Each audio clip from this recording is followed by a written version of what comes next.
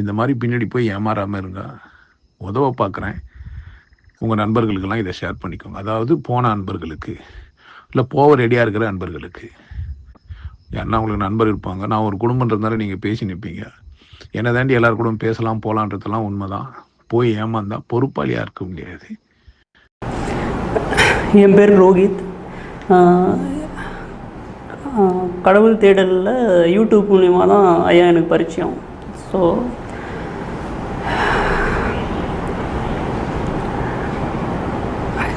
YouTube ஐயாவோட speeches நிறைய கேட்டேன். ஸோ அதுக்கப்புறம் ஐயா கூட ஃபோன் பண்ணி பேசிவிட்டு அந்த உபதேசம் வாங்கினேன். இன்றைக்கி ஆனந்த வாழ்வு கோர்ஸ் அட்டன் பண்ணுறேன். கடவுள் தேடலில் நானும் நிறைய இடம் போயிருக்கேன், நிறைய தியான பயிற்சிகள்.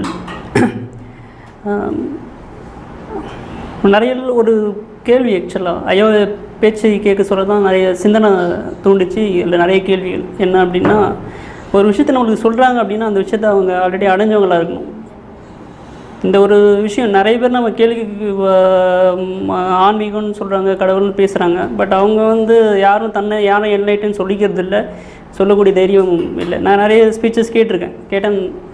சுற்றி இருக்கவங்க அவங்கள ஃபாலோ பண்ணுறவங்க தான் அவங்கள என்லைட்டுன்னு சொல்கிறாங்க. பட் அவங்க என்லைட்டுன்னு சொல்லிக்கிறது இல்லை.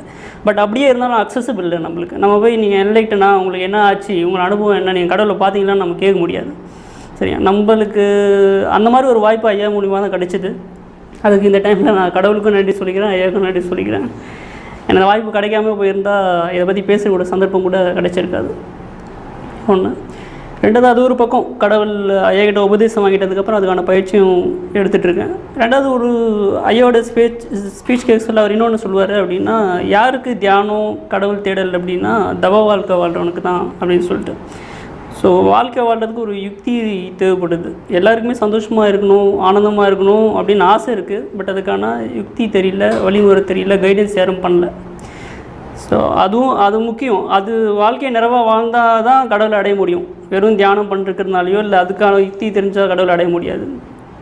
அதுக்காக தான் ஆனந்த வாழ்வு கோர்ஸ் வந்தேன். இங்கே வாழ்க்கை நம்மளாம் யார் ஃபஸ்ட்டு உணர ஆரம்பித்தார். இங்கே வந்த பேர் ஒரு விஷயம் தெரிஞ்சுக்கிட்டேன். நம்மளுக்கு சிந்திக்க எப்படி ஒரு 4 கட்டத்துக்குள்ளே போட்டு இது கூட தான் சிந்திக்கணும் அப்படின்ட்டு நம்மளை வளர்த்துருக்காங்க. நம்ம அப்படி தான் சிந்திக்கிறோம். அவுட் ஆஃப் பவுண்டரி நம்ம சிந்திக்கிறதே இல்லை. இதுவரையும் யோசித்து பார்த்து நான் சுயமாக ஏதாவது சிந்திச்சிருக்கேன்னா இதை தாண்டி அப்படின்னு பார்த்தா ஒன்று கூட இல்லை. அந்த யோசனையே இன்றைக்கி தான் வருது.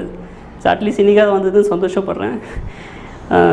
நீங்கள் வாழ்க்கையை ஆனந்தமாக வாழணும்னு நினச்சாலும் சரி, இல்லை கடவுள் தேடலாக இருந்தாலும் சரி, இப்போ நாங்கள் சொல்கிறத வச்சு ஏதோ ஒரு விஷயத்தில் உங்கள் சிந்தனையை தூண்டுறோம் அப்படின்னு நம்புகிறேன். வாய்ப்புக்கு நன்றி. உன் உள்ளமெல்லாம் இருட்டு, கள்ளத்தனம். உன் உள்ளமெல்லாம் இருட்டு, கள்ளத்தனம். உனக்கு என்ன தில்லா பேசிக்கிறேன் நான். சார் இவங்கெல்லாம் சூப்பருங்கன்னு சொல்லிட்டு போனால் பணம் குழிக்குமா குறையுமா? மரியாதை கூடுமா குறையுமா?